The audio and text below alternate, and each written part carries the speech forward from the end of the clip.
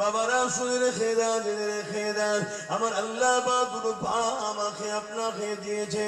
বান্দার এই পা দিয়ে হেঁটে হেঁটে তোরা আমার রাস্তাতে চলবি, এই পা দিয়ে হেঁটে হেঁটে কোরআনের মাহফিলে গিয়ে বসবি, এই পা দিয়ে হেঁটে হেঁটে গরিব অসহায়কে দেখতে যাবি, এই পা দিয়ে হেঁটে হেঁটে হালাল রুজি ইনকামের জন্য বেরিয়ে যাবে।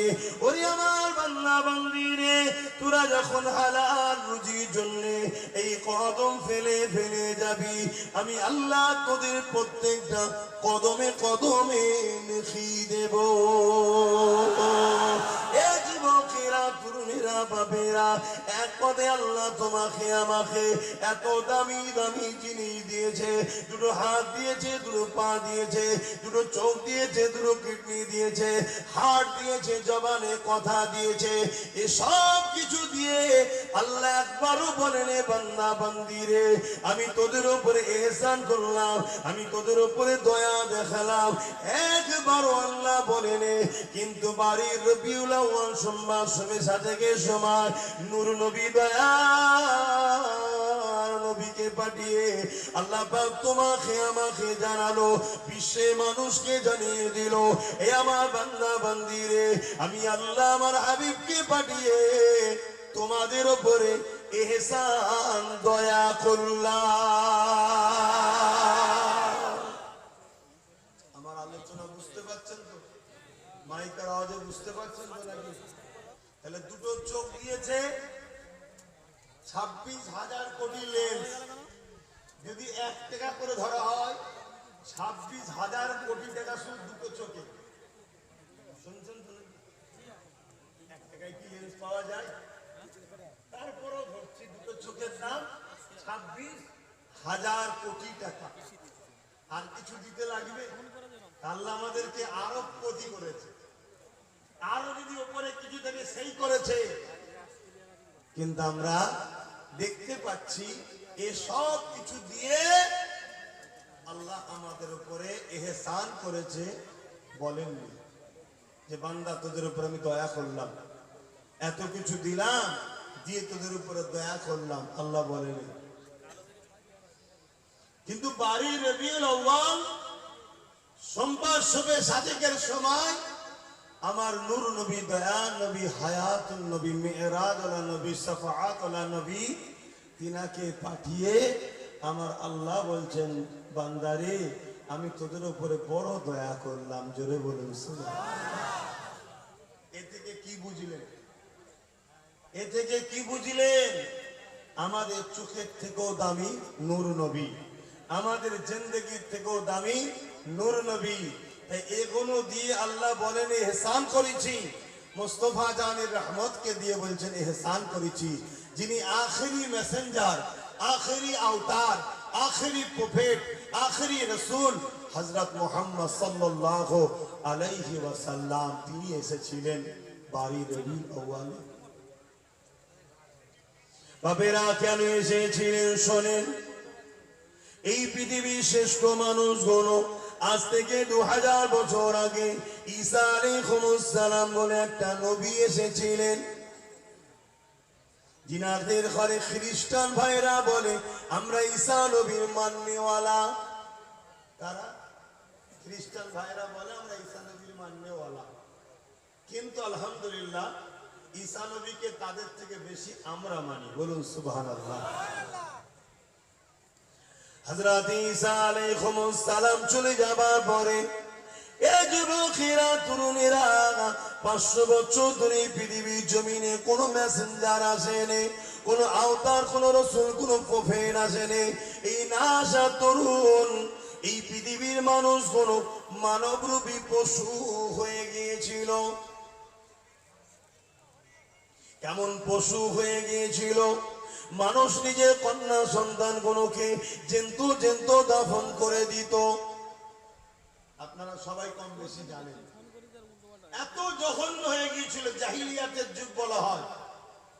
মাকে নিজের ছেলে, মা নিজের ছেলের হাত থেকে নিজের ইজ্জতকে বাঁচাতে পারত না। বেটি নিজের ইজ্জত ও জান নিজের বাপের হাত থেকে বাঁচাতে পারত না। তৎকালীন সময় রোম ছিল পৃথিবীর দাদা, আজ যেমন আমেরিকা পৃথিবীর দাদা নিজেকে দাবি করে, অন্য কারোর কাছে হতে পারে, মুমিনদের কাছে নয়। তো যা কো ইখতিলাফে আমি যাচ্ছি না। তৎকালীন সময়ে রোম ছিল পৃথিবীর দাদা। কিসরা, কাইসার, পারস্য, 1000 বছরের আগুনের উপাসনা হতো। 1000 বছর ধরে আগুনের উপাসনা হয়ে আসছে।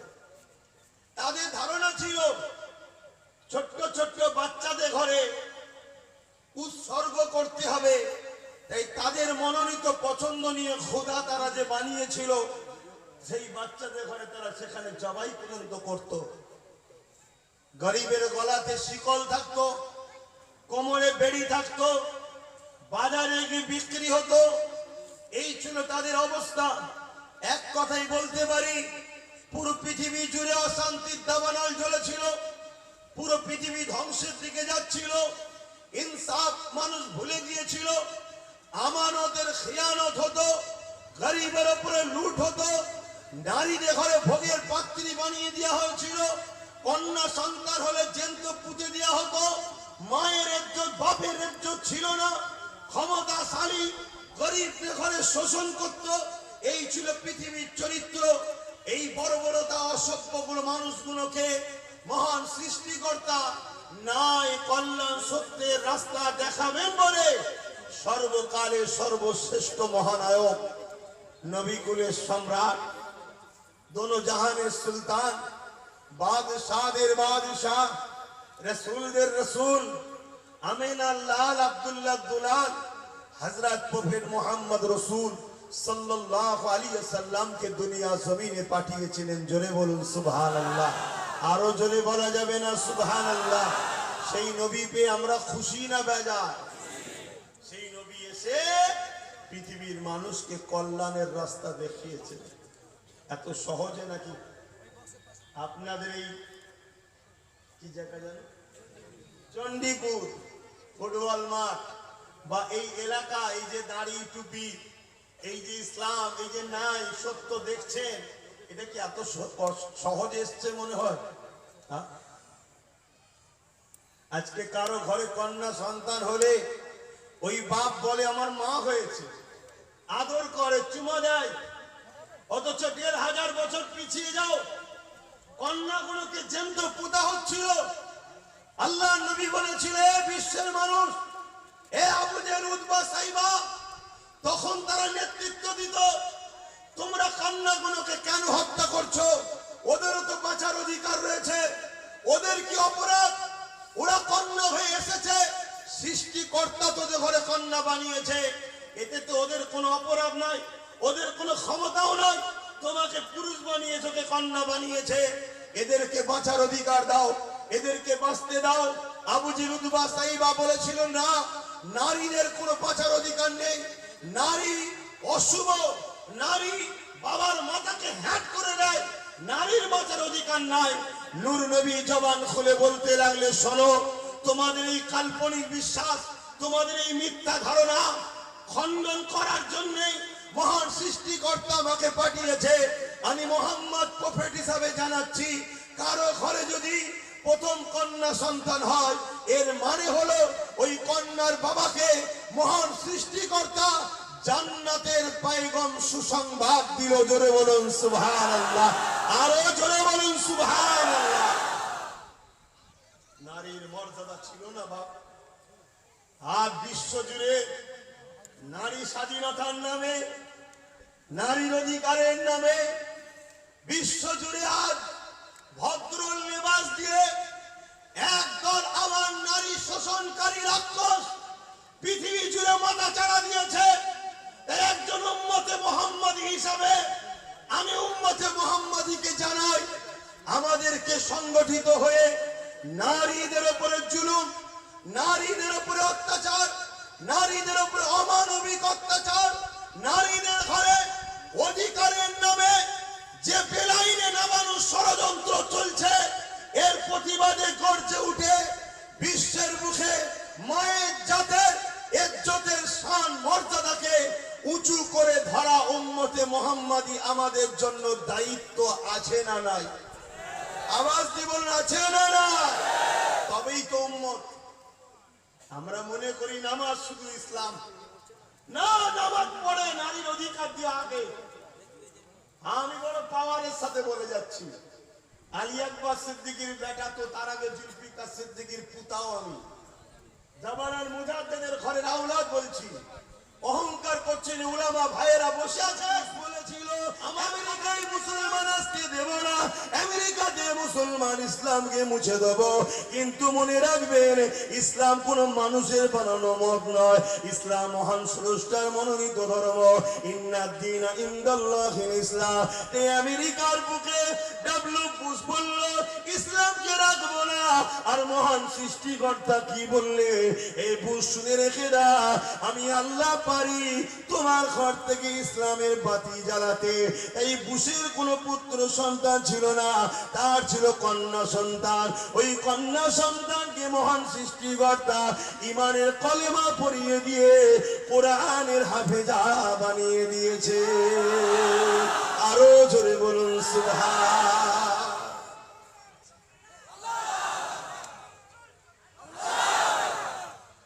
ইসলামকে জানতে হবে। ইসলাম জানতে গেলে আব্বাস সিদ্দিকীকে দেখলে হবে না। ইসলাম দুটো জিনিসের উপরে নির্ভর করছে, একটা কালামুল্লাহ আর একটা হাবিবুল্লাহ। আর এই ইসলামের উপরে জীবন যাপন করতে গিয়ে আরো দুটো জিনিসকে নির্ভর করে, ইজমা ও কিয়াস। কিন্তু মূল হলো দুটো, হাবিবুল্লাহ আর কালামুল্লাহ, কোরআন শরীফ আর মোহাম্মদ রসুল। এই দুটোকে দেখো তবে ইসলাম বুঝবে। আমি তো ইসলামের একজন অনুসারী, আমার মধ্যে ভুল হতে পারে, এর জন্য আমার ইসলাম দোষী নয়।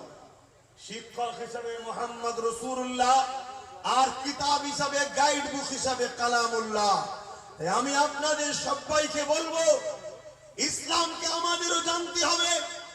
আল্লাহ নবী বললেন, কার ঘরে যদি 50টা পুত্র সন্তান হয়, বুঝাবার জন্য বলছি, ওই বাপকে জান্নাতের সার্টিফিকেট দিতে পারবো না, ঘোষণা দিতে পারবো না। কিন্তু কারো ঘরে যদি 1টা 2টো 3টে পর পর কন্যা সন্তান হয়, আর ওই বাপ যদি কন্যা সন্তানকে বুঝা না মনে করে, মন না খারাপ করে, আল্লাহ দিয়া নিয়ামত মনে করে মানুষ করে, তাকে লেখাপড়া শিখিয়ে বিবাহ উপযুক্ত জায়গায় দিয়ে দিতে পারে, ওই বাপ আর আমি রাসূলুল্লাহ দুটো আগুন তুলে দেখিয়েছে যেমন পাশাপাশি, আল্লাহর জান্নাতে পাশাপাশি থাকবো। জোরে বলুন সুবহানাল্লাহ, আরো জোরে বলুন সুবহানাল্লাহ। তাহলে ইসলাম নারীর অধিকার দিবার নাম, ইসলাম নারীকে সম্মান করার নাম। আল্লাহ নবী জানালেন, কারো ঘরে যদি কন্যা সন্তান থাকে, এর মানে হলো ওই ঘরে একটা জান্নাত রয়েছে। অর্থাৎ এক একটা নারী এক একটা জান্নাত। এ যুবকেরা, তরুণেরা, উলামা হাজরাতরা রয়েছে, জিজ্ঞাসা করুন। আল মারহুম আল্লাহ উলামারা রয়েছে, জিজ্ঞাসা করুন। আল জান্নাতু তাহাত আকদামুল উম্মাহাত। প্রতিটা ছেলেদের জান্নাত হলো তার মায়ের পায়ের তলায়।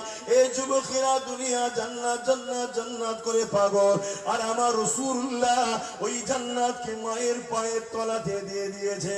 অর্থাৎ মায়ের সেবা করো, মাকে পিয়ার করো, মাকে মহব্বত করো, ভালোবাসো। এ ছেলে তুমি জান্নাত পেয়ে যাবে। মান রাদি আনহু লিদাহু ফালান আনহু রাদি। মা বাপ যার উপরে রাজি, আমার আল্লাহ পাক তার উপরে রাজি। এই মা বাপকে যে রাজি করবে, আল্লাহর জান্নাতটা সে পেয়ে যাবে। এই মনে রাখবে, দুনিয়া জমিনে দেখাতে পারবেন না। যার দিলে আল্লাহ আছে, কোরআনের জ্ঞান আছে, দ্বীন ইসলামের জ্ঞান রয়েছে, রাসূলুল্লাহর মহব্বত রয়েছে, এমন একটা ব্যক্তি দেখাতে পারবেন না যে নাকি তার মাকে বৃদ্ধাশ্রমে রেখে এসেছে। হতে পারে সে ভ্যান চালিয়ে খায়, হতে পারে সে লেবারি করে খায়, হতে পারে সে মাছ ধরে খায়, হতে পারে সে কারো ট্রলার চালিয়ে খায়, হতে পারে সে কারো নৌকো চালিয়ে খায়, হয়তো তার গরিবী সংসার হতে পারে। সে যদিও গরিব হয়, নিজের না খেয়ে হলো বাপকে খাবে মাকে খাবে তারপরে বাঁচলে নিজে খাবে, কেননা সে জানে এটা আমার জন্য মহান সৃষ্টিকর্তার পরীক্ষা। দেখি একে গরিব বানিয়ে এর মা বাপকে মহব্বত করে কিনা, এ মা বাপকে পিয়ার করে কিনা, কেননা মা বাপ তার উপরে রাজি, আল্লাহ পাক তার উপরে রাজি হয়ে যাবে। এ ছেলেরা, যুবকেরা, তরুণেরা, আজ দুনিয়া জমিনে তাকিয়ে দেখো, কোটি কোটি টাকার গাড়ি রয়েছে, কোটি কোটি টাকার বাড়ি রয়েছে, কোটি কোটি টাকার সম্পদ রয়েছে, বাড়িতে 3-4টে কুকুরও পুষে রেখেছে, কিন্তু বুড়ো বাপের ভাত নাই, বুড়ি মায়ের ভাত নাই। কেন নাই? ওখানে ইসলাম নাই। ইসলাম যদি থাকতো তাহলে ও কোনোদিন মা বাপের উপরে জুলুম করতে পারত না, ও মা বাপকে বৃদ্ধাশ্রমে দিয়ে আসতে পারত না, কেননা যে মা বাপের উপরে জুলুম তো দূরের কথা। আন আবি উমামা তান্না রাসূলানে ক্বালা ইয়া রাসূলুল্লাহ মা হাক্কুল ওয়ালিদাইনি আলা ওয়ালাদি ক্বালা হুমা জান্নাতুকা নারুকা। কোন ছেলে ওই মা বাপকে উহু করে ব্যবহারে উফ করে আওয়াজটা করে, কষ্ট দিয়া তো দূরের কথা, জুলুম করা তো দূরের কথা, তার কোন ব্যবহারে যদি তার বাপ মা একবার উফ করে আওয়াজ করে, ওই ছেলেটা জাহান্নামী হয়ে যাবে। আর কারো ব্যবহারে যদি তার বাপ মা খুশি হয়ে যায়, আমার আল্লাহ তাকে জান্নাতি বানিয়ে দেয়। আরো জোরে বলুন সুবহান। এর নাম ইসলাম। আমরা মনে করেছি দাঁড়িয়ে রাখো, নামাজ পড়ো, টুপি পড়ো, হয়ে যাবে ইসলাম। হ্যাঁ, ওটাও ইসলাম, অস্বীকার করছি না, কিন্তু নামাজের আগেও মা বাপের খেদমত করা হলো ইসলাম।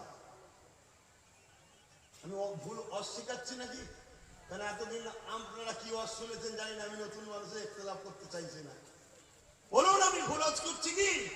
ওলামা ভাইয়েরা বলুন, আমাকে একটু শিখিয়ে দেন, শিখিয়ে দেন, আমি শিখতে চাই। দুনিয়া থেকে নিয়ে মৃত্যু পর্যন্ত মানুষের শিক্ষার অভাব নেই। আমি যদি ভুল করি বলুন। হ্যাঁ, নামাজের নাম ইসলাম, একত্ববাদকে বিশ্বাস করে আল্লাহকে সিজদা করার নাম ইসলাম, অস্বীকার করছি না। কিন্তু যার ব্যবহারে কথাতে তার মা বাপ খুশি, সে হাজারো নামাজ পড়েও জান্নাত পাবে না। যদি একবার মা বলে দেয় উফ, একবার বাপ তোমার ব্যবহারে যদি বলে উফ, মানে বুঝতে পারছেন না, কষ্ট পেয়েছে, এর নাম ইসলাম। তাহলে নারীর অধিকারের নাম ইসলাম। নারী হলো মায়ের জাত, মাকে পিয়ার করার নাম ইসলাম। বাপ হলো জান্নাতের দরজা, বাপকে সম্মান করার নাম ইসলাম। এগুলো কি আজ আমাদের সমাজ থেকে উঠে যাচ্ছে না যায়নি? কথা বলুন। তাই তো আজকে আমরা এত লাঞ্ছিত, তাই তো আজকে আমরা এত বঞ্চিত, তাই তো আজকে আমরা এত অপমানিত। কেন আমরা নামে তালপুকুর ঘটি ডোবে না? আমরা নামে মুসলমান, কালচার ইসলামের নাই। ইসলাম কাকে বলে? আপনি রাত্রিতে রান্না করছেন, আপনার পাশের বাড়ি একটা গরিব আছে, আপনি গোস্ত রান্না করছেন বা চিকেন রান্না করছেন বা ভালো মন্দ কিছু করছেন, আপনার পাশের বাড়ি একটা গরিব আছে, ইসলাম বলছে তরকারিতে একটু পানি বেশি দাও, পাশের বাড়ি গরিবকে এক বাটি দিয়ে আসো, এর নাম ইসলাম। জোরে বলুন সুবহানাল্লাহ। ইসলাম বলছে তুমি যদি আম খাও, ওই আমের আটিটা এমন জায়গায় ফেলো যেন গরিবের বাচ্চারা দেখতে পায়, যেন গরিবের বাচ্চা গিয়ে তার মাকে বলবে মা আমি আম খাবো। সে গরিব হয়তো কিনে দিতে পারবে না, বাচ্চার কষ্ট দেখে মায়ের চোখে পানি আসবে বা মা বকবে বাচ্চাকে। ইসলাম বলছে তুমি লুকিয়ে ফেলো যেন এই গরিবটা কষ্ট না পায়, এর নাম ইসলাম। ইসলাম কাকে বলে? তুমি রাস্তা দিয়ে যাচ্ছ, রাস্তায় একটা মানুষের যাতায়াতের অসুবিধায়ক কিছু পাথর হোক, কাটা হোক বা নোংরা পড়ে আছে, মানুষের যাতায়াতের অসুবিধে হবে, ওটাকে সরিয়ে দিয়ে ওই রাস্তাকে পরিষ্কার করে দাও, এর নাম ইসলাম। কি গো, অজে অসুবিধা হচ্ছে নাকি? কেন প্রথমবার এসেছি, আমি কি শুনতে চাইছেন আপনারাই ভালো জানেন। কিন্তু আমি ইসলাম বলছি তো নাকি? আমি তো অন্য বিষয়ে কথা বলছি না। হায় হায় হায় হায়, আজকে আমাদের কাছে ইসলাম কই? ইসলাম কাকে বলে শোনেন। আল্লাহ নবী নূহ নবী দয়া নবী রাহমাতুল লিল আলামিন নবী আমার যে রাস্তা দিয়ে যেতেন ওই রাস্তা দিয়ে একটা অমুসলিম মহিলা আমার নবী পাককে কষ্ট দেবে বলে একটা কাঁটা বিছিয়ে রাখতো যাতে করে নূর নবীর পায়ে কাঁটাটা ফোটে, আল্লাহ নবী কষ্ট পাবে। এখন প্রশ্ন হতে পারে আমার নবীকে ওই মহিলাটা কেন কষ্ট দিত, ওই অমুসলিমটা কেন ব্যথা দিত, ওই অমুসলিমটা আমার নবীর উপরে কি রাগ ছিল? কোন রাগ নয়, ওই অমুসলিমটাকে তৎকালীন সন্ত্রাস আবু জেল উতবা সাইবা আবু লাহাব এরা ভুল বুঝিয়েছিল। কেন ভুল বুঝিয়েছিল? আমার নবীর ইনসাফের কাছে মানুষ দলে দলে আসতে লেগেছে, আমার নবীর ন্যায় প্রচারের কাছে মানুষ দলে দলে আসতে লেগেছে, আমার নবীর মানব বন্ধনের কাছে মানুষ দলে দলে আসতে লেগেছে, আমার নবীর ইহসান ইনসাফের কাছে মানব বন্ধনের কাছে অমুসলিম থেকে দলে দলে মানুষ আমার নবীর কাছে আসছে। আমার নবীকে নবী বলে ইমানের কালিমা পড়ে ইসলাম অ্যাকসেপ্ট করে নিতে লেগেছে। এইটা দেখে আবু জেল উতবা সাইবা পৃথিবীর তৎকালীন জালিম যারা ছিল, যারা মানুষের খোদা সেজে বসেছিল, যারা মানুষকে কৃত দাস দাসী বানিয়েছিল, যারা মানুষকে ভোগ করত, যারা নারীদের উপরে জুলুম করত, তারা দেখলো মোহাম্মদ যদি রুকা না যায় তাহলে আমাদের ক্ষমতা হাতচ্যুত হয়ে যেতে হবে। এ যুবকেরা, তরুণেরা, বাবেরা, এ আমার নবীর বিরুদ্ধে তারা মিথ্যা প্রচার চালিয়েছিল। আমার নবীকে জাদুকর বলতো, আমার নবীকে পাগল বলতো, আমার নবী সম্বন্ধে উল্টো পাল্টা মিথ্যা প্রচার করেছিল। ওই মহিলাটা অমুসলিম মহিলার কানেও আমার নবী সম্বন্ধে মিথ্যা মেসেজ ছিল। তাই ওই রাগ করে আমার নবীকে কষ্ট দেবে বলে আমার নবীর রাস্তা দিয়ে কাঁটা বিছত। একদিন এই কাঁটাটা বিছানো নেই, আল্লাহ নবী যখন খবর পেলেন কাঁটাটা বিছানোর মহিলাটা কোথায় গেল, খবর পেল মহিলাটা বিমারে পড়েছে। আহারে নূর নবী দয়া নবী এক তো তার দুশ্মনী করত, আবার সে অমুসলিম ছিল, এক আল্লাহ মানত না, তার তাওহীদের উপরে ঈমান আনে নে। এ যুবকেরা শোনো শোনো, দোনো জাহানের সুলতান নূর নবী আমার ওই মহিলার বাড়ি চলে গেলে, মহিলাকে গিয়ে মা বলে সম্বোধন করে ডাক দিলে, মহিলা চোখ খুলে বলে কে রে বাবা এত দয়া বয়া করে ডাক দিলি? ওই মহিলা ঘুরে দেখে যার রাস্তায় কাটা বিছাটা সেই মোহাম্মদ আমাকে মা বলে ডাকছে। ওই মহিলা আমার রাসূলুল্লাহকে দেখে অবাক হয়ে বলতে লাগলো কি খবর বাবা, তুমি কি আমায় চেনো? আমি কি করি তুমি জানো? আল্লাহ নবী বললেন মা ওসব কথা বাদ দেন, আমি সবই জানি মা, তবে মা জানতে চাই আজ শুনলাম আপনি অসুস্থ, কি করে তুমি জানলে বাবা? কেন আপনি আমার রাস্তায় কাটা বিছান? ও তুমি জানো তাহলে? হ্যাঁ মা আমি সবই জানি। তাহলে তুমি আমাকে দেখতে এলে কেন, আমার খল্লিতে এলে কেন? আল্লাহ নবী বলেছিলেন মা আপনি আমাকে কাটা বিছান কেন? আপনি আমার সম্বন্ধে ভুল মেসেজ পেয়েছেন, আপনি আমার সম্বন্ধে ভুল জেনেছেন, আপনাকে আবু জেল ভুল শুনিয়েছে, উতবা ভুল শুনিয়েছে, সাইবা ভুল শুনিয়েছে, তাই আপনি আমার উপরে নারাজ হয়ে তাই আমার উপরে রাগ মিটাতে লেগেছেন। কিন্তু মা মনে রাখবেন আমি মুহাম্মদ তামাম আলমের জন্য রাহমাতাল লিল আলামিন হয়ে এসেছি। নবী পাকের কথা শুনে বুড়ি মহিলার চোখের পানি রইল না, সে পানি চোখ দিয়ে জারি হয়ে যায়। আজও বিশ্ব জুড়ে সিনেমার মাধ্যমে, মিডিয়ার মাধ্যমে আবার তথাকথিত একদল সব বেরিয়েছে, চলছে না চলুন, আমার নবী সম্বন্ধে কুৎসা রটাচ্ছে না রটাইনে? কেন লটাচ্ছে শোনেন শোনেন। আজকের আবু জেহেল তারাও চায় না নারী অধিকার পাক, ইসলাম থাকলে নারীর পক্ষে আওয়াজ থাকবে। আজকের আবু জেহেল চায় না গরিব মাথা তুলে বাঁচুক, ইসলাম থাকলে গরিবের পক্ষে কথা হবে। এই তো আমি গরিবের পক্ষে কথা বলছি, আমার কি ইন্টারেস্ট আছে না? আমার ধর্ম এটা গরিবের পক্ষে দাঁড়ানো ধর্ম। সে মুসলিম হোক আর হিন্দু হোক, খ্রিস্টান দলিত আদিবাসী যাই হোক, সবার পক্ষে দাঁড়াতে হবে। এ বিষয়ে একটা হাদিস বলি শুনুন।